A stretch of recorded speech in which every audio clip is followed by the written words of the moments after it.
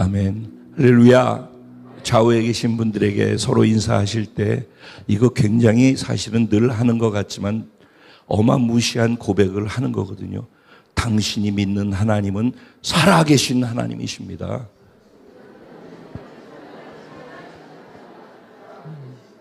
여러분, 저와 여러분이 믿고 있는 하나님, 우리가 지금 현재 이 자리에서 예배하고 있는 하나님은 살아계신 하나님이신 줄로 믿습니다. 여러분, 이 말이 얼마나 어마어마한 말인지는 생각해 보셨습니까? 이제는 좀 생각을 하면서 단어도 듣고 생각을 하면서 단어를 사용하고 그럴 필요가 있어요. 이 말이 어떤 말인가? 내가 알고 있는 하나님을 여기서 우리가 나열한다라고 할 때 어떤 하나님을 얘기할 수 있어요? 좋으신 하나님, 사랑의 하나님, 은혜의 하나님, 신실하신 하나님 등등등등 다 얘기하죠. 근데 주로 그게 그냥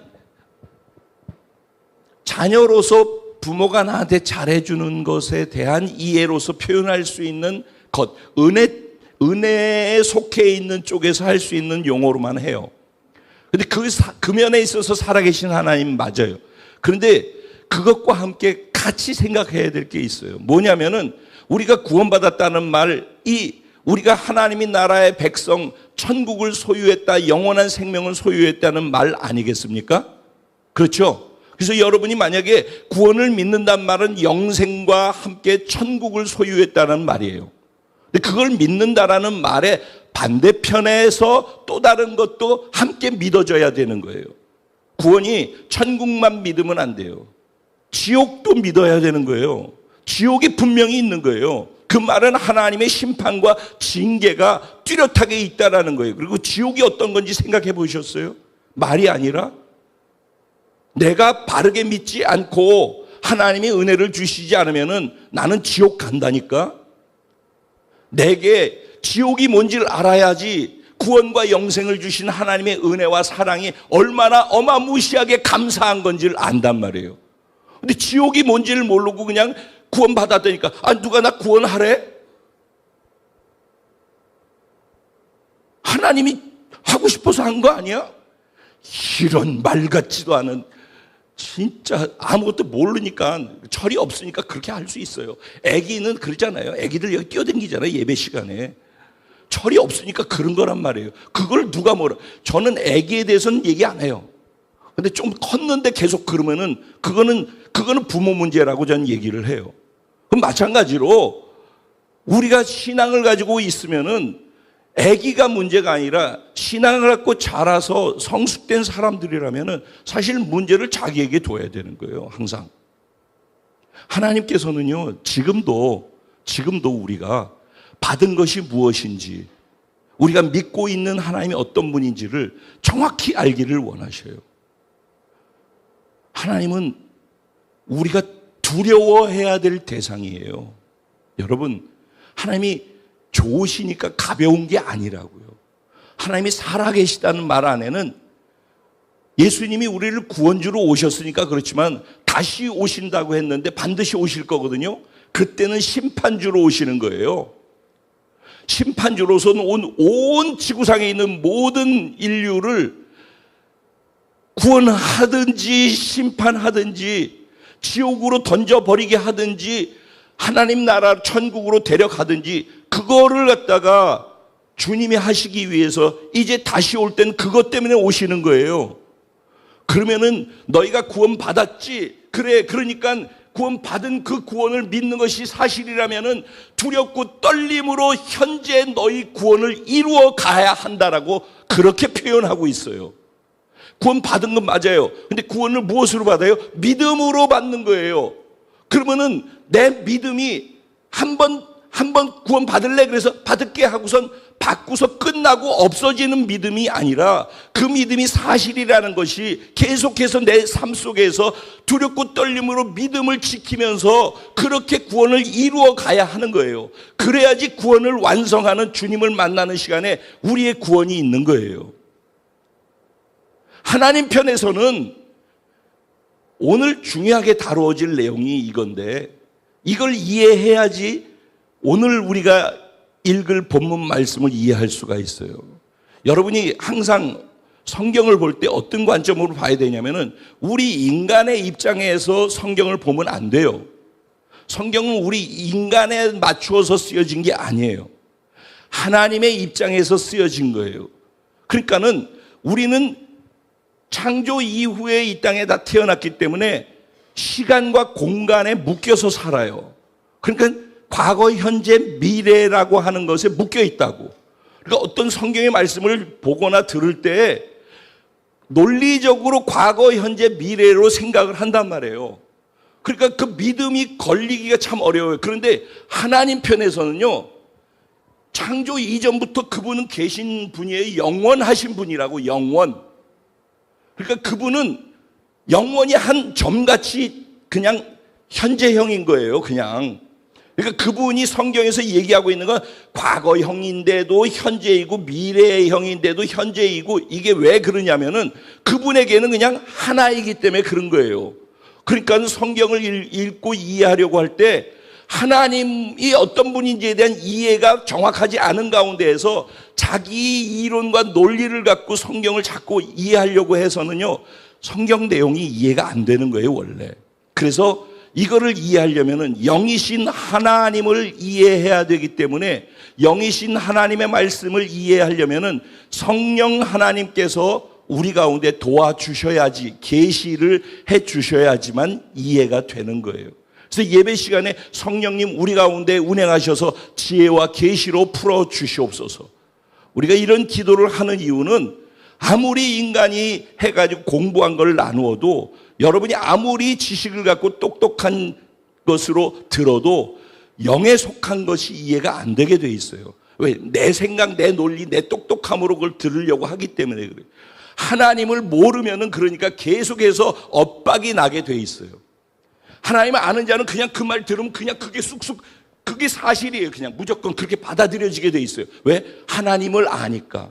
하나님이 어떤 분인지 아니까. 바로 이런 의미에서 우리 좌우에 계신 분들에게 당신이 믿는 하나님은 살아계신 하나님입니다 라고 인사를 할 때 그것은 무시무시한 고백을 우리가 서로 하고 있는 거예요. 근데 우리는 지금 매년 26년 동안 제가 이걸 하니까 무슨 그냥 장난하듯이 하이파이브 이런 느낌인데 그거 아니라는 거예요. 그러니까 뭘 하나를 하더라도 의미를 정확히 알고 그 가운데 내 믿음을 담아서 믿음으로 그것을 할 때 하나님께서 그 가운데 역사하시는 거예요.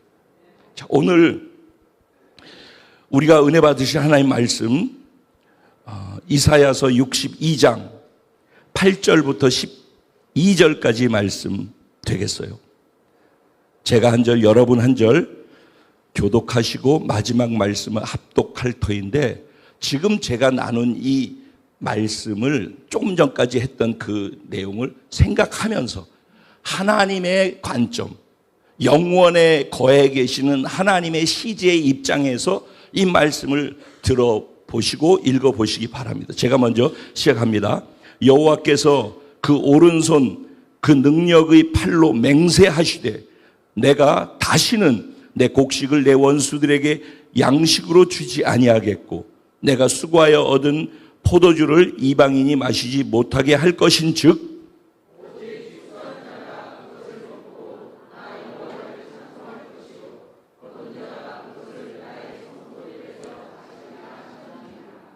성문으로 나아가라. 백성이 올 길을 닦으라. 큰 길을 수축하라. 도를 제하라. 만민을 위하여 기치를 들라.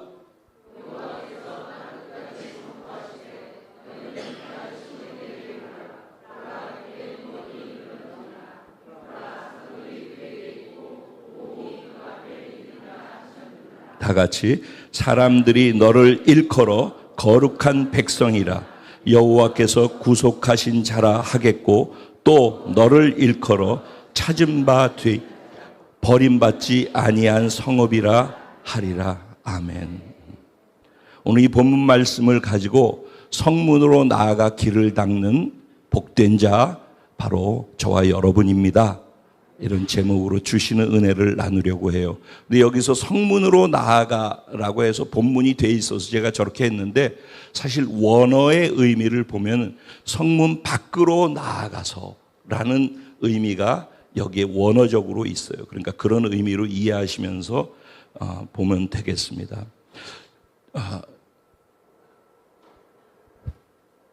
하나님은 우리가 인정하든 인정하지 않든 스스로 존재하시는 분이셔요. 그래서 하나님 당신 누구십니까? 라고 모세가 물었을 때 하나님께서는 이렇게 I am that I am. 나는 스스로 있는 자야. 라고 이렇게 표현을 하셨어요. 그러니까 하나님은 그냥 천상천하 유아독존처럼 그냥 존재하시는 분이에요. 그냥 그분만 유일하게 살아계시고 그분만 유일하게 우리를 구원하실 수 있는 유일한 살아계신 하나님이셔요. 우리가 그 하나님을 지금 믿고 있고 그 하나님이 우리에게 은혜로 구원이라는 영생의 선물을 주셔서 저와 여러분이 지금 여기에서 예배드리고 있어요. 근데 우리의 관심사에 대해서 우리가 기도한다라고 했잖아요. 마찬가지로 우리가 조금 철들면은 어렸을 때는 부모의 관심사에 관심이 없어요. 자기 필요밖에 모르고 자기밖에 몰라요. 이기적이죠, 아주. 철이 안 들면은 자기밖에 모르면서 살아요. 그런데 철이 들었다라고 할 때는 그때는 어떤 일이 일어나는가? 효도라는 단어가 있잖아요. 효도라는 단어는 철이 들었다라는 것으로부터 시작돼요. 그러면은 자기만 생각하고 자기 필요만 채우고 온통 거기에 눈을 두고 있다가 나의 필요를 늘 요구하면 채워주는 부모가 무엇을 원하고 있는지, 부모의 마음은 어떤지, 부모의 필요는 무엇인지 이런 것들을 철들면은 생각하는 거예요. 신앙생활도 똑같아요. 나이와 상관없이 신앙생활은 얼마나 연조가 오래됐는 것과 상관없어요. 내가 나만 생각하고 내 문제만 보고 내 필요만 채우기 원하는 것이 신앙생활의 패턴이 돼서 그렇게 사는 사람은 아직 신앙의 철이 안 들어있는 사람이에요.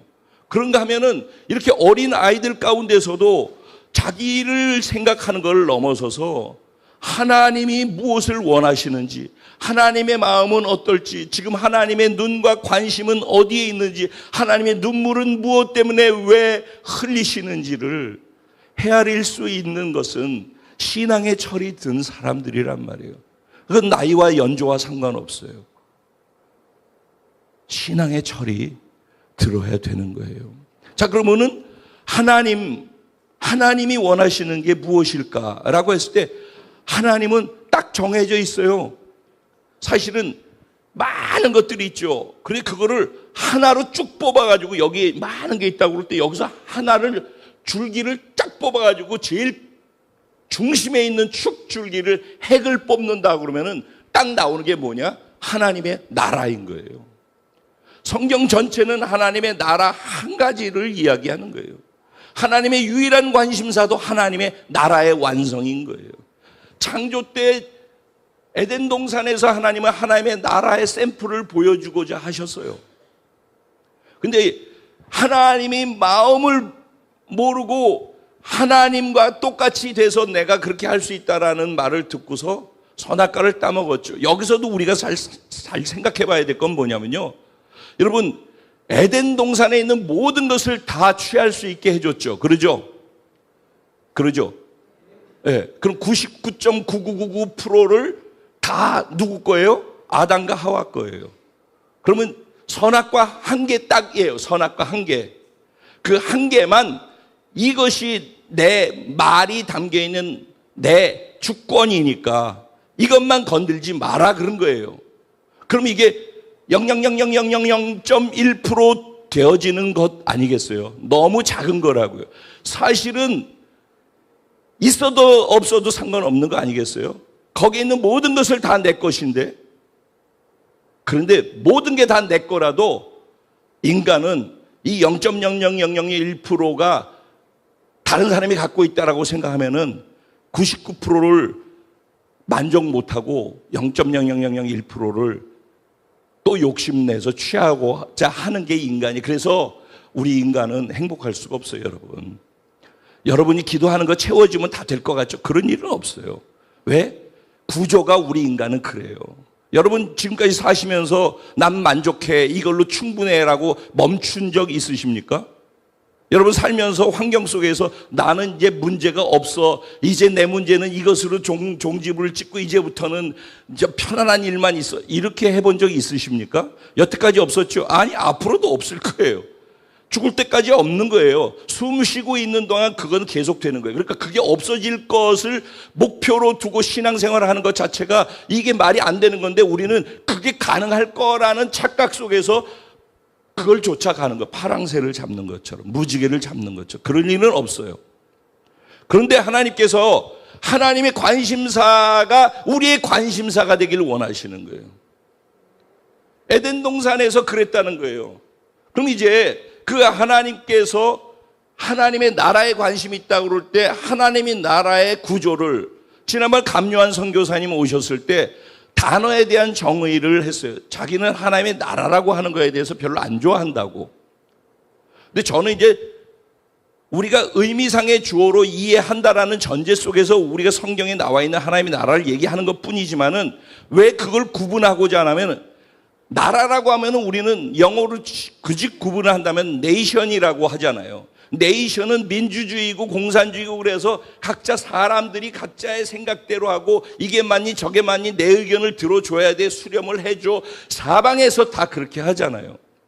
그런 것들이 나라라고 생각해요. 그리고 백성이, 국민이 주인입니다. 이래서 국민의 소리를 다 들어줘야 되고, 이러니까는 나라라는, 하나님의 나라라는 개념도 그런 식으로 이해를 하고 있다고. 그런데 하나님이 말씀하시고 하나님이 관심 갖고 있는 하나님의 나라는 킹덤이라는 영어의 개념인 거예요. 왕국이라는 의미예요. 왕국의 유일한 통치자는 하나밖에 없는 거예요. 왕의 말이 곧 법인 거예요. 다른 법이 필요가 없어요. 왕이 말하면 그게 법이 되는 거예요. 그게 왕국의 특징이에요. 그러면 하나님 왕국의 특징은 뭐예요? 하나님이 왕이시라는 거예요. 그리고 거기에 토달면 안 되는 거예요. 그분이 왕인데 그분의 왕의 주권이 있는 거예요, 그냥.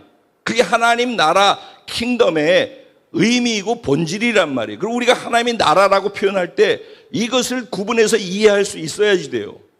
그리고 하나님이 얼마나 두렵고 떨리는 우리의 경외함을 받아 마땅한 분이신지 하나님을 알아야 되는 거예요. 그래서 하나님 모르니까 감히 하나님 앞에서, 성경은 그걸 만홀히 여긴다고 그랬어요. 하나님은 우습게 여긴다라는 거예요.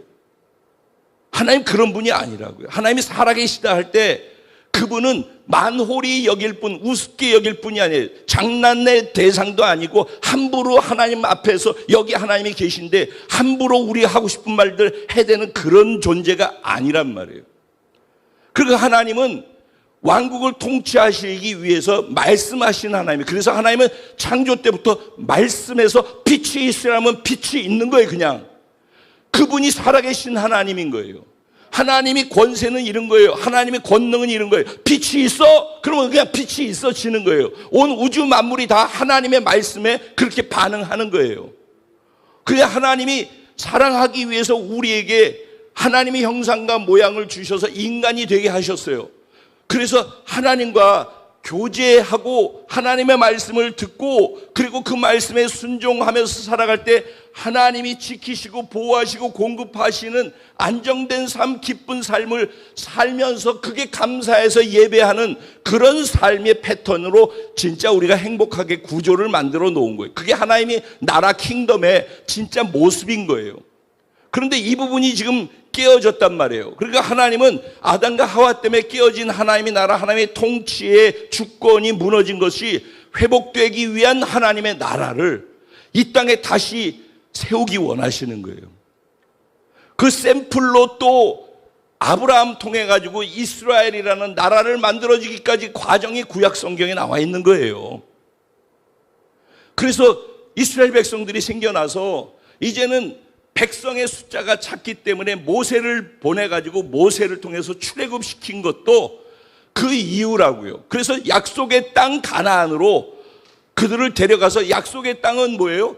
하나님의 나라의 백성들이 살 공간, 장소, 영토를 하나님이 준비해 놓으시고 준비된 백성들의 수가 차니까 하나님의 준비된 영토로 이끌어 가신 거예요. 그래서 구약 성경에 이스라엘의 얘기가 나온 남유다와 북이스라엘로 나뉘어진 이 모든 것의 중심에는 뭐가 있는가? 하나님께서는 하나님의 나라를 보여주고자 하는 거예요. 하나님의 나라, 하나님의 킹덤의 성격이 어떤 것인지를 보여주고자 하는 거란 말이에요. 여기까지 이해되십니까? 그걸 이해하면서 오늘 본문을 들어가서 이제 정리를 해볼게요. 그러면 하나님이 말씀으로 통치를 하시는데 하나님이 통치하신 말씀의 성격엔 딱 두 가지가 있어요. 다른 복잡한 게 없습니다, 사실은. 지난번에 한번 말씀 나눌 때 같이 이걸 설명해 드렸었어요. 하나님의 말씀은 구조가 딱 두 가지밖에 없어요. 하나는 무엇인가? 약속인 거예요. 너희가 이렇게 해. 내가 이렇게 해. 그 약속이라는 거예요. 약속. 하나님이 약속하시는 하나님이에요. 내가 너희한테 이렇게 할 거야. 그럼 그냥 우리는 할 거야 라고 얘기를 하는 걸로 우리는 읽잖아요. 이렇게 듣잖아요. 그럼 우린 과거, 현재, 미래로 해서 생각이 돌아간단 말이에요. 그냥 하나님이 할 거야 라고 여기 돼 있으면 그냥 된 거예요. 이게 하나님의 입장에서 성경을 봐야 하는 이유예요. 이해되셔요, 지금 이 말이? 이해가 될까? 우리는 될 거야 라고 약속한 그 말씀을 미래형으로 듣는단 말이에요. 근데 하나님은 될 거야 라고 하는 것이 현재 여기서 좀 되어지는 것을 얘기하는 거라고요. 시제가 다르다라고 아까 얘기했죠. 하나님하고. 그러니까 하나님이 성경을 쓰셨잖아요. 사람을 통해서. 그러니까 하나님의 입장과 관점에서 성경을 보는 눈이 열려야지만 성경에 대한 이해가 되지, 내 생각으로 성경을 보려고 하면은 계속해서 부딪히고 이해가 안 되고 논리적으로 안 맞는다고 생각을 하고 아직 멀었다고 생각하고 그런다. 그래서 주님이 오심을 준비하고 기다려라. 주님 오실 길을 예비하는 우리 교회 비전. 그러면 이거는 아이고 1000년 2000년 지나도 안 오셨는데 언젠가 나중에 오시겠지. 그래가지고 잊어버리고 산단 말이에요. 그러니까는 그게 시제에 묶여있기 때문에 나타나는 현상이라는 거예요. 근데 그분은 그 오신다라고 한 그것이 현재란 말이에요. 현재. 그러니까 이것은 그분이 하시는 약속은 항상 현재라는 것으로 믿음으로 받아들이는 믿음의 고리가 걸려야지만 하나님이 하나님 되심을 경험할 수 있게 되어져요. 성경에 나오는 하나님의 말씀들을 그래서 현재로 받아들이면서 믿음의 고리가 걸리는 사람들이 하나님이 약속한 말씀을 하나님이 어떻게 성취해 가시는지 그 맛을 경험하는 것이 가능하게 되는 거예요. 그러니까 이 과정이 없이는 늘 그냥 종교 생활에도 그러잖아요. 우상을 섬겨도 기대는 있잖아요. 그렇게 됐으면 좋겠어. 그렇게 됐으면 좋겠어. 이거는 기독교의 스타일이 아닌 거예요. 기독교는 됐으면 좋겠어가 아니라 된 것을 믿음으로 받아서 그게 사실이기 때문에 현재로 말하고 행동하는 것, 이게 기독교의 특징이란 말이에요. 그래서 약속은 어디에 걸려야 된다? 믿음에 걸려야 되는 거예요. 이해 잘들 되고 있죠? 네. 그 다음에 하나님이 또 다른 말씀하시는 그 말씀 속에 담겨 있는 게 약속과 함께 명령인 거예요. 하나님 명령하시는 분이셔요. 근데 누구에게 명령하는? 이 약속을 믿는 자들에게, 이 약속을 믿는 자들에게 명령하신단 말이에요. 그리고 하나님이 아무리 명령을 하셔도 이 약속을 믿지 못하는 사람은 그 명령에 순종할 수가 없어요. 약속을 믿는 자들에게 하나님은 순종할 수 있도록 명령하시는 거예요. 그래서 그 약속을 믿었으면은 명령을 받아들이고 순종할 때 하나님의 하나님 되심을 기적 같은 것들을 경험하게 되는 거예요. 이게 신앙생활 하는 데 있어서 아주 중요하게 여러분들이 기억해서 이렇게 머릿속에 정리해 놔야 될 아주 중요한 요소인 거예요. 하나님을 그러니까 두려워할 줄 알아야 되고 하나님의 약속의 말씀에 대한 믿음에 대한 그 설레임이 있어야 되고, 그런가 하면 하나님의 명령에 대해서 두려워할 줄 알아야 되고, 이것이 신앙생활하는데 반드시 회복돼야 돼요. 그러면 지금 약속과 명령이라고 하는 것 속에서 오늘 우리가 읽은 본문 말씀의 내용을 8절 9절을 한번 읽어볼게요. 이건 약속인지 명령인지 한번 읽으면서 생각해 보세요. 시작.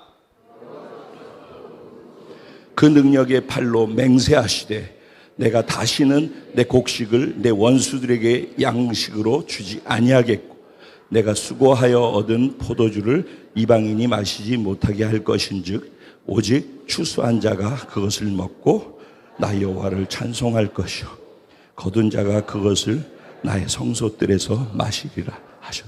이거 어디에 속한 부분 같아요? 약속에 속한 부분이죠. 약속. 하나님이 이렇게 할 거라는 거예요. 이렇게 하실 거라는 거예요.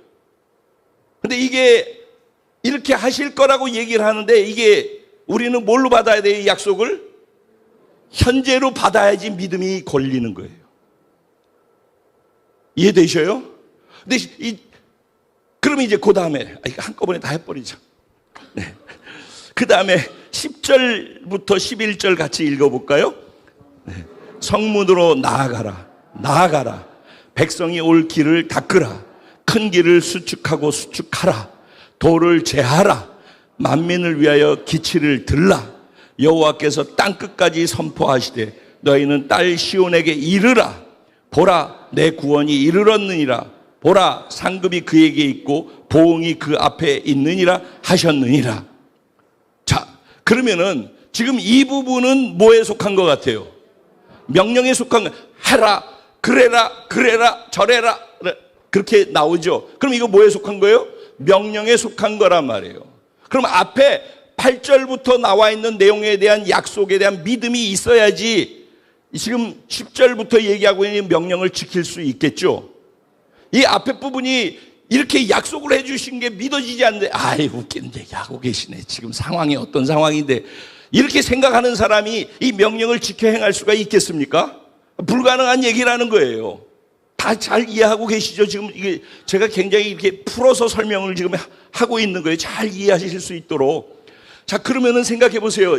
그러면 이제 이 당시가 어떤 상황이었는지 한번 보자고요. 이사야 선지자가 사역을 하던 시대예요. 그리고 지금 이것은 남유다에게 예언한 예언의 이야기예요. 이사야서는요, 여러분 이런 얘기 한번 들어보셨어요? 성경이 66권이죠. 이사야서가 66장까지 있죠. 그래서 이사야서는 성경의 축소판이다라고 이야기들을 해요. 뭐 성경 공부를 하든지 신학을 하는 사람들한테서 들을 수 있는 이야기예요. 어쨌든 그래서 1장부터 39장까지는 하나님께서 언약한 언약 백성들이 그 언약을 파기하고 말씀을 지키지 않고 지멋대로 살 때 하나님이 그들을 징계하시고 심판하시겠다는 얘기가 1장부터 39장까지 쭉 나오는 거예요. 그래서 지금 이 얘기는 무슨 얘기예요? 너와 나 언약하고 약속했잖아. 너 내 약속 다 들었지. 근데 그 약속을 믿지 않고 지키지 않았지. 그러니까 나는 언약을 파기한 너에게 내가 징계를 하고 심판할 거야 라고 얘기를 하는 거예요. 그러니까 우리 하나님이 좋으신 하나님이라고 하는 것은 하나님의 말씀 안에서 우리가 같이 갈 때 그 좋으심이 경험되는 거지, 만약에 그렇지 않으면 우리 지옥으로 가는 것도 하나님께 속한 부분이라는 것을 알아야 된다. 그래서 하나님을 두렵고 떨림으로 경외함 속에서 믿고 신앙생활을 해야 된다는, 대충 해서 안 된다는 거를 얘기하는 거예요. 자, 그러면 하나님께서 지금 이렇게 1장부터 39장까지 언약을 안 지켰기 때문에 내가 너를 징계하고 심판해 라고 했다면, 그 다음에 40장부터 54장까지는 어떤 내용이냐면은 너희들이 그 심판을 받아서 징계를 받아서 포로로 바벨론으로 잡혀갈 거야. 그래서 70년 동안 거기 살다가 다시 내가 돌아오도록 회복시켜 주실 거야. 그런데 돌아오게 되는 대상들을 뭐라고 얘기가 성경에서는 남은 자라고 얘기를 하는 거예요. 그리고 그걸 그루터기라고 얘기를 하는 거예요. 그래서 이사야의 남은 자 사상이라는 아주 중요한 것들이 신학적으로 얘기가 되는 거예요. 그러면 누가 남은 자라고요? 징계를 받아서, 심판받아서 포로로 잡혀가서 70년 동안 남의 나라에서 종살이 하는 그들 가운데, 아, 내가 여기 살고 있으면서 하나님과 언약한 말씀을 지키지 않고 살았구나. 그래서 내가 지금 현재 이런 고통과 어려움 속에 포로 생활을 하고 있구나라는 것을 깨달은 자들이 하나님의 말씀 언약으로 다시 돌아가서 그 약속의 말씀을 믿고 붙잡고 하나님께서 약속하신 것은 반드시 이루어진다라고 믿는 믿음을 갖고 기다리는 거죠.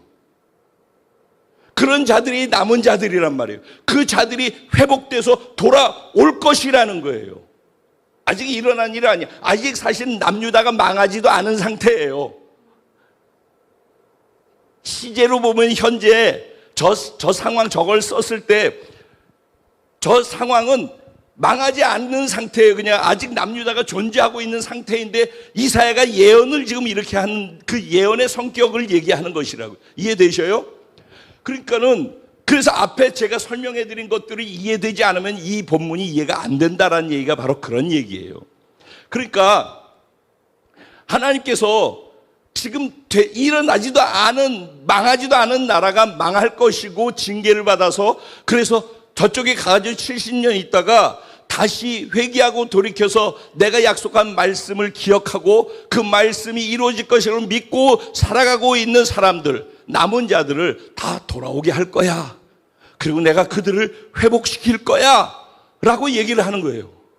그리고 나서 그들이 회복돼서 여기 돌아오는 것으로 끝나는 정도가 아니라 이제는 그들을 완벽하게 새롭게 해서 하나님께서 완전히 새로운 존재와 새로운 백성으로 새 이름으로 새로운 존재로 바꾸어서 그렇게 영광스럽게 그들을 변화시킬 거야 라고 이야기를 하는 거예요. 그게 62장 전체에서 나오는 내용이에요.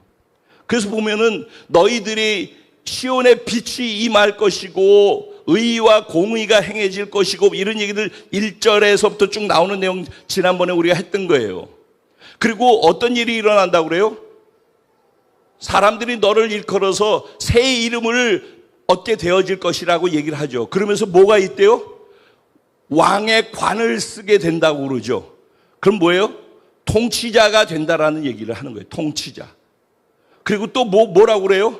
더 이상 사람들이 바벨론에서 우리를 포로로 잡아왔던 그들이 너희 하나님께서 너희를 버렸어. 너가 살고 있는 땅은 다 황무지가 됐어. 이렇게 다시는 말하지 못하게 할 거야 라고 말씀을 하신다라는 거예요. 그리고 너희의 신분과 정체성은 뭐로 바뀌어질 것이다. 새 이름이 뭐라고 그런다? 뷸라와 헵시바가 될 것이다. 하나님이 기뻐하시는 자, 하나님의 신부가 우리가 될 거라는 거예요. 우리가 하나님의 신부가 될 것이고 우리의 머리에는 왕의 관이 씌워질 것이라는, 즉 하나님과 함께 예수 그리스도와 함께 나중에 온 우주를 통치하고 다스리는 위치에서 우리가 살게 될 거라는 것을 이 안에다 담아 놓은 거예요. 이게 시제가 그러니까 막 다 섞여서 있는 거죠 지금. 근데 이게 하나란 말이에요. 하나. 자, 그럼 여기까지 이해되셔요? 그것을 이해하면은 이제 그래서 하나님이 이 말씀을 하고 있는 거예요. 너희가 이렇게 되어질 것이니까 이걸 다 약속해. 너희 돌아올 거야. 돌아와서 이렇게 살게 될 거야. 그런 것을 너희가 정말 다 지금 말한 거를, 이 약속을 다 믿는다면은 말이야, 그러면 내 명령을 지켜. 그래서 그걸 믿는다라고 하는 사람들을 향하여서 주신 명령이 뭐예요? 성문 밖으로 나아가서 길을 닦으라는 거예요. 나아가 강조해요. 길을 닦아 강조하는 거예요. 너희가 그걸 믿는다면, 내 약속을 정말 믿는 사람이라면은 나중에 너희 눈에, 내 눈에 아직 보이지도 않는데요. 그런 일이 있지도 않는데, 나라가 망하지도 아직 않았는데요. 뭔 그런 얘기를 하세요? 라고 우리는 시제에 묶여서 그렇게 할 거라는 거예요. 근데 하나님은 이 일은 다 일어나는 거고 그렇게 될 것이고, 그러니까 그걸 믿는다면은, 그 약속대로 될 걸 믿는다면은 너희는 이렇게 해 라고 하는 거예요. 그러면 그걸 믿는 게 사실이라면은 지금 이 명령을 아직 몇천 년 후에 올지도 모르는 그 일을 우리가 지금 왜 해야 돼요? 당장 내 앞에 떨어진 일들이 어려운데 라고 생각하지 않겠어요? 근데 그게 아니라 지금 그것을 믿는다면 지금 그 일을 하라는 거예요. 지금 그 명령을 지키라는 거예요. 이게 성경에서 우리가 봐야 될 그 새로운 시각이란 말이에요. 성경을 볼 수 있는. 이게 이해가 되어져야지 하나님의 말씀 여기 하는 것들을, 설교하는 말씀들도 비로소 그냥 이해가 돼서 그냥 지금 그거 하라는 것으로 받아들여지게 된다는 것입니다. 그래서 지금 하나님은 무엇을 말씀하고 있어요? 자, 보셔요. 아직 남유다는 망하지 않은 상태예요. 예? 그런데 이사야를 통해서 남유다가 죄를 짓고 하나님 앞에서 범죄하고 있기 때문에 징계할 거라는 거예요. 심판할 거라는 거예요. 아직 되어지지 않은 거예요. 그리고 심판할 거라는 거예요. 그런데 잡혀갈 거라는 거예요. 심판에서. 그래서 그 징계 속에서 잡혀가가지고 70년 동안 거기 있을 거라는 거예요. 그런데 그 가운데에서 돌이키는 자들이 나와서 남은 자들이 일어날 것인데 그들이 다시 70년 후에 여기로 돌아올 거라는 거예요. 그리고 돌아왔을 때 그들이 어떤 존재들이 되어질 것인지에 대해서 약속을 다 조금 전까지 설명한 걸로 약속을 다 해주셨다는 거예요. 그러니까 그걸 믿는다면은 지금 너희가 나가서 성문을 박차고 나가서 길을 만드는 일을 해. 그리고 그들이 돌아올 거니까 그들이 70년 후에 다시 돌아올 때 돌아오는 길에 바위가 있고 걸리는 게 있고 그러면 안 되니까 길을 닦아. 돌들을 제해. 장애물들과 방해 요소들을 다 제해. 이 돌이나 방해 요소가 어디에 있을까요? 바깥의 요소도 있겠죠. 우리 안에 있는 거예요. 우리 안에. 소리에게는 없어요.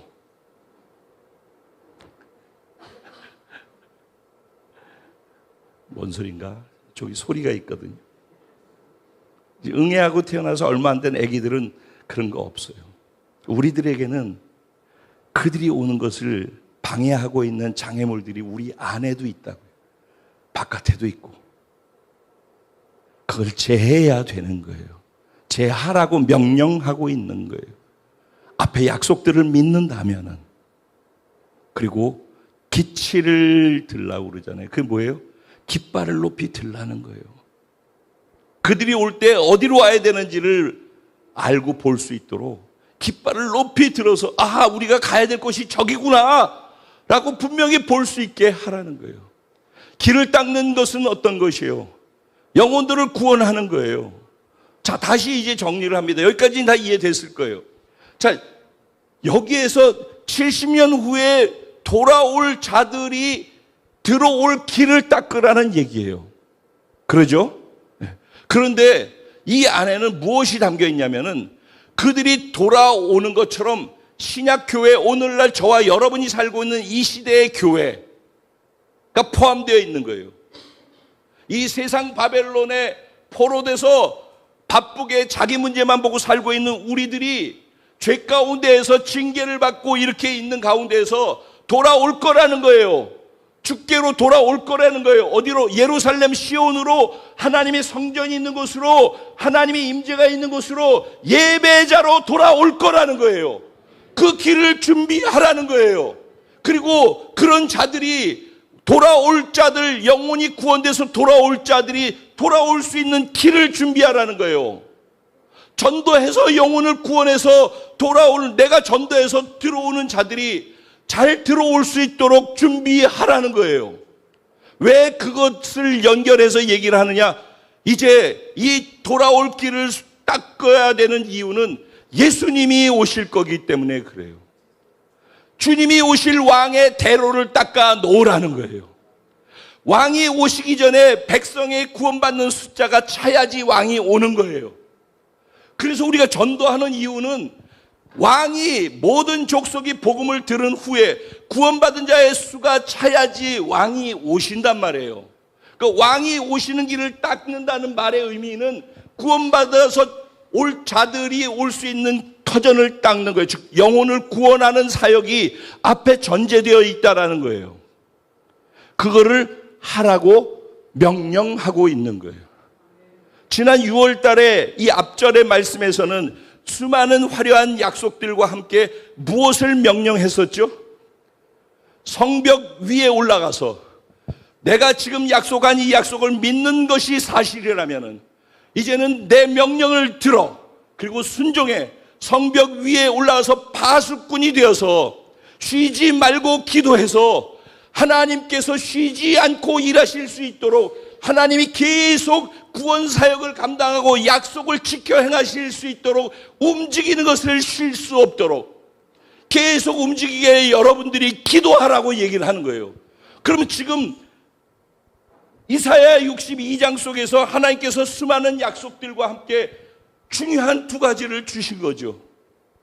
너희가 내 이 약속이 이루어질 것이라는 걸 정말로 믿고 있는 것이 사실이라면은 성벽 위로 올라가 파수꾼이 되어서 성 바깥에서 어떻게 무슨 일이 일어나는지, 적이 오는지 안 오는지 보고, 그리고 성 안에 있는 사람들에게 깨어서 경성할 수 있도록 외치는 자가 돼. 그래서 시대를 분별하면서 여기서 기도하는 거예요. 이게 파수꾼들이, 그게 쉐카야나 기도인 거예요. 여기서 그래서 기도하는 거예요. 그래서 브라이드 워십을 여기서 하는 거예요. 그러니까 우리가 저걸 왜 하는지를 알아야 된단 말이에요. 이유 없이 저희 교회에서 하는 거 없어요.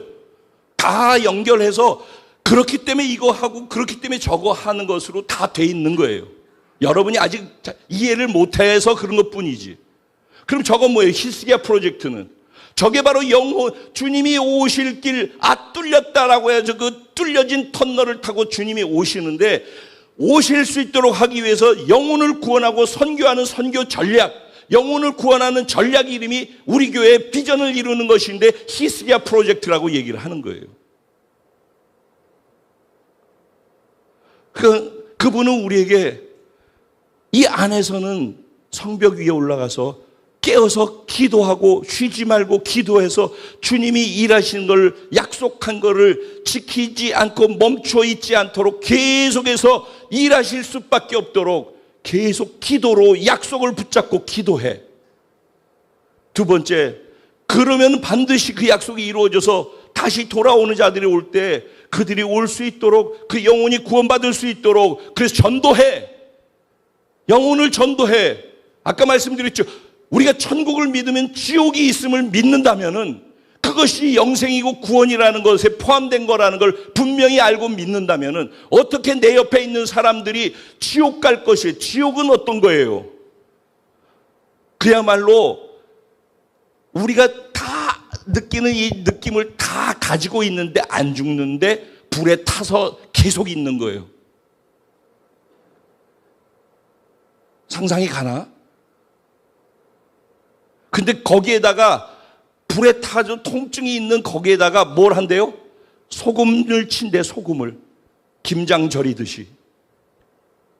그 따갑고 아프고 통증 있고 그냥 근데 안 죽어. 그런데 그 통증이 있는데 거기다 소금 쳐가지고 더 따갑게 하는 거죠. 최고로. 근데 영원히 안 죽어, 영원히. 영원히 그렇게 있어야 돼. 그게 둘째 사망이라고 하는 지옥의 의미예요. 우리 그거에 대해서 생각 안 하죠. 이런 설교를 잘 안 하니까 사람들이. 우리 구원과 영생을 믿는다면은 이것도 믿어야 되는 거예요. 그래서 이게 아닌 경우는 저거라고. 근데 우리는 은혜로 여기 있으니까 이걸 구원받은 게 맞다면은 나만 구원받았으니까 하고 내 문제만 해결하면 된다고 생각하고 살면 안 된다는 거예요. 내 옆에 예수 믿지 않는 사람들을 보고서 그들을 사랑한다며, 내 가족이라며, 아유 언제 오겠죠. 다 뻥이야 사실은.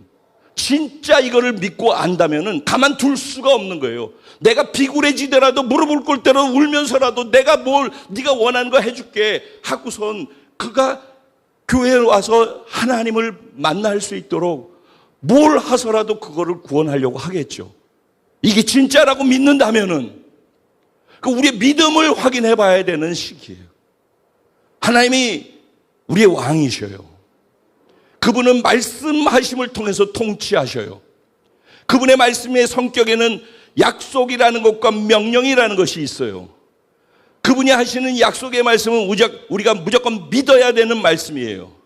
그것을 진짜 믿어서 믿어지는 사람들에게 하나님은 똑같이 명령을 또 하셔요. 네가 정말 이걸 믿는 게 사실이라면은 그러면 이거를 해. 왜? 이게 이루어질 거니까 넌 이걸로 준비해야 돼. 이게 될 거니까 넌 이걸 해야 돼. 그러니까 이게 될 거니까 너는 이거를 해서 될 거를 준비해. 이 얘기하고 같은 거라고요. 그러니까 뭐 목사가, 교회가 사람 숫자 늘리려고 뭐 전도를 한다 안 한다 이런 수준의 것이 아니라는 거예요. 그래서 예수님께서도 죽으시고 부활하시고 제자들을 40일 동안 만나서 내가 죽었다 살아났다는 걸 증명하시면서 그가 했던 모든 것의 중심에 40일 동안 뭐 얘기했어요? 복음과 하나님의 나라를 그들에게 이야기했어요. 그리고서 떠나시기 직전에 그 하나님 나라 완성하기 위해서 필요한 건 무엇인가 또 약속을 했어요. 성령이 너희에게 임하시면은 너희가 권능을 받고 예루살렘과 유대와 사마리아와 땅 끝까지 이뤄서 내 증인이 될 거야.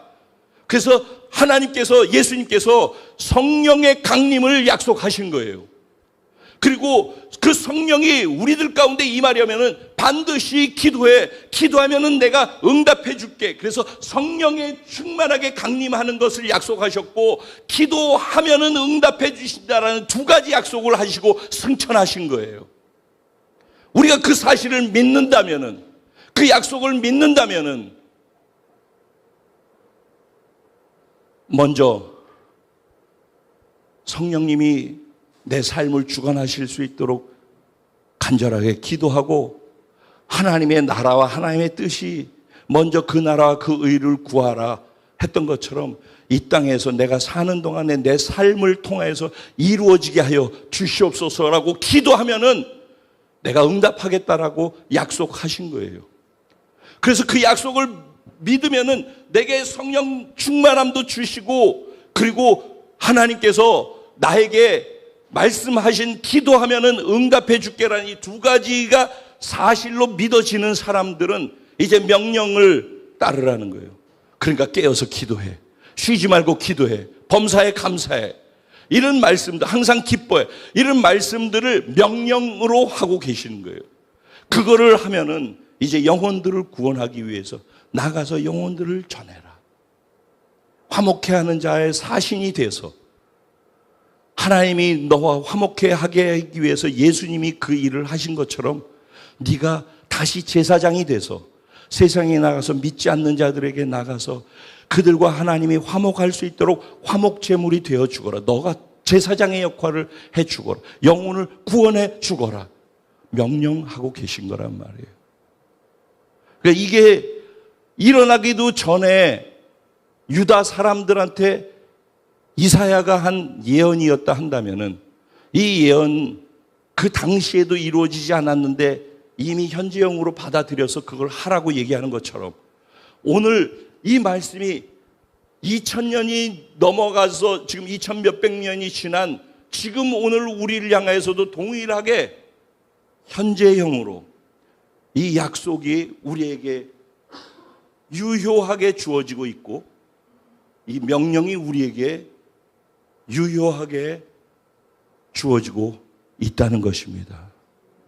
이것을 믿음으로 받은 사람들이 자기만 생각하고 사는 신앙생활의 패턴을 깨버리고 자기 자신을 깨버리고 하나님 앞에 무릎을 꿇고 하나님, 당신의 도우심이 필요합니다. 성령님 나를 도와주십시오. 당신이 명령한 말씀을 지켜 살기를 원합니다. 주님 만났을 때 잘했다, 충성된 종아, 칭찬받는, 상급받는, 보상이 있는, 그게 이제 바로 11절이에요. 여호와께서 땅끝까지 선포하시되 너희는 딸 시온에게, 우리들에게, 구약의 백성들과 오늘 신약에 구원받은 우리들에게, 그게 딸 시온에게 이르라예요. 보라, 내 구원이 이르렀느니라. 할렐루야. 보라, 상급이 그에게 있느니라. 보라, 보응이 그 앞에 있느니라 하셨느니라. 이 약속이 저에게, 여러분 개개인에게 주시는 약속이 되어질 줄로 믿습니다. 우리 말씀 생각하시면서 같이 기도하죠. 저 오늘 사실은 정말 두렵고 떨림으로 계속해서 기도했어요. 말씀 준비하면서.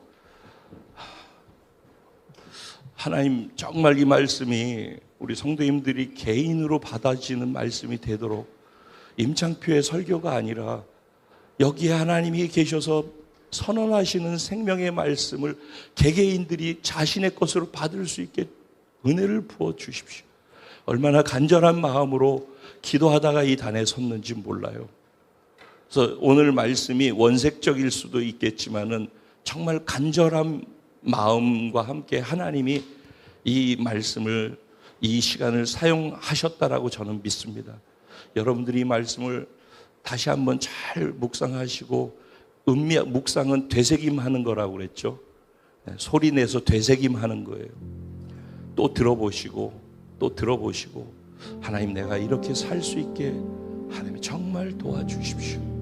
우리 주님의 이름을 한번 부르고 기도하며 나아갑니다. 기도드리겠습니다. 주여!